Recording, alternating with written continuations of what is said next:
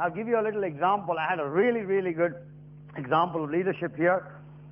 As I said, FedEx are my clients. One day I had the general manager of UPS visit my office, and they were not my clients at that time.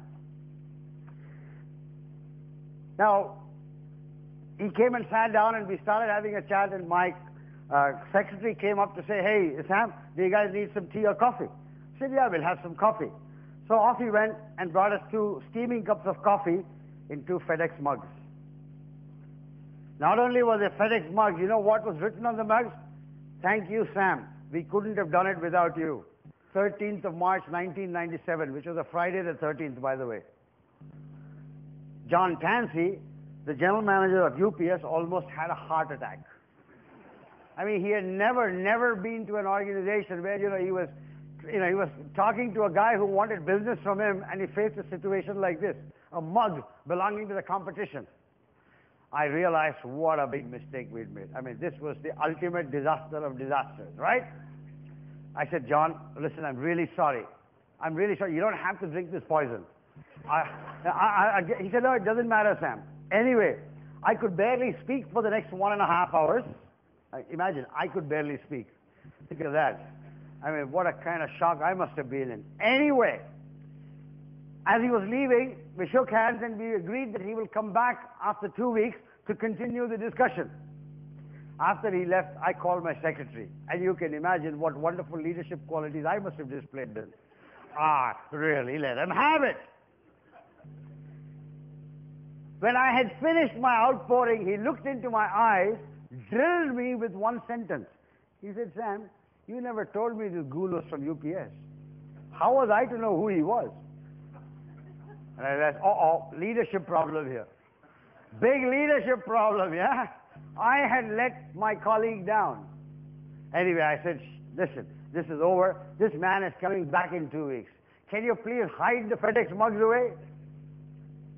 And can you make sure that we have coffee in some, plain mugs when he comes next time?" My secretary said, "No problem, Sam." 2 weeks later, this man did come back, and this time we were surprised to find that we had coffee in 2 UPS mugs. And of course, John Tansey was delighted. He said, "Wow, did my office send these mugs?" And my secretary said, "No." So he said, "Where did you get these mugs from?" He said, "Well, I got them made." I said, "What do you mean you got them made? How did you get the logo? UPS has got 5 circles like the Olympic circles." He said, "How did you get all this?" He said, "Well, remember, Mr. Tansey, as you were leaving, I asked you for your visiting card. I took your visiting card, went across to the market, had a screen printed on 2 mugs. We got the business, and I'm proud to say UPS is our customer to this day. I'm sorry, TNT, but they are our customers too."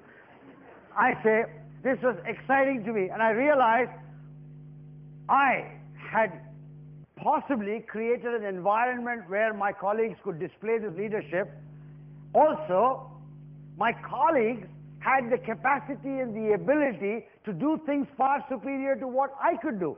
What did I tell my colleague? 2 weeks later, he's coming back.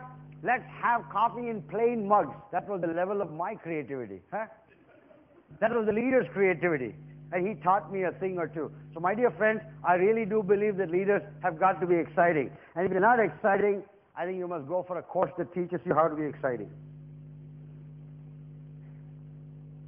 Here is an example of an exciting leader displaying his excitement.